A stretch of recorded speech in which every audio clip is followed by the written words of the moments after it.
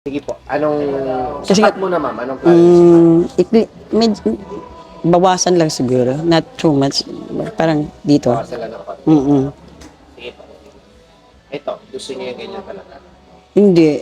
Bawasan yung, may volume pero hindi buhaghag. Pwede Tapos natin ilagay dry. ng konti, no? Para hindi siyang gano'n. Mm-mm. Masyadong madaming buhok, kaya nakaalsang ka lang. Mm. So, babawasan natin. Okay. Tapos sa color, ma'am, papakuli ba kayo? Hindi na sana. Cut lang tayo. Hindi, treatment na. Treatment po. Anong treatment po?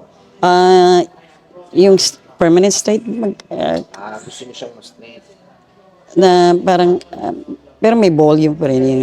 Kasi, Pwede naman, ma'am. Parang natural straight lang. Mm-mm, Pag nat- natural straight po, normally yun mga 80 to 90% lang yung nakukuha. okay. Para magmukha siyang Okay. So, Kasi kung gagawin natin 100%, mukha na yung rebande.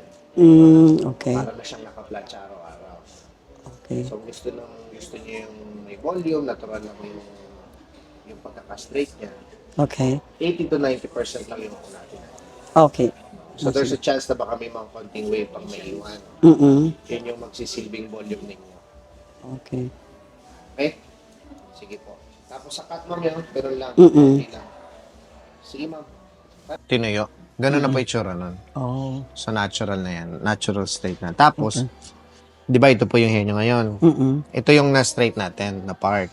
So, ito po, permanent na yan. So, ibig sabihin, pag tumubo yan, Okay. permanent pa rin yun. Oh.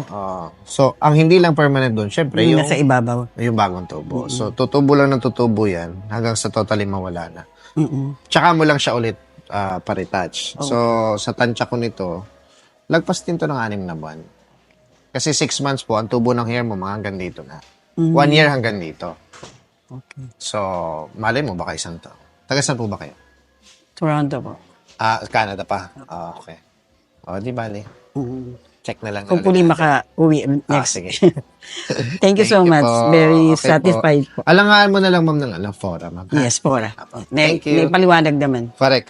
Thank you po. Thank you. Thank you so much. Ingat po.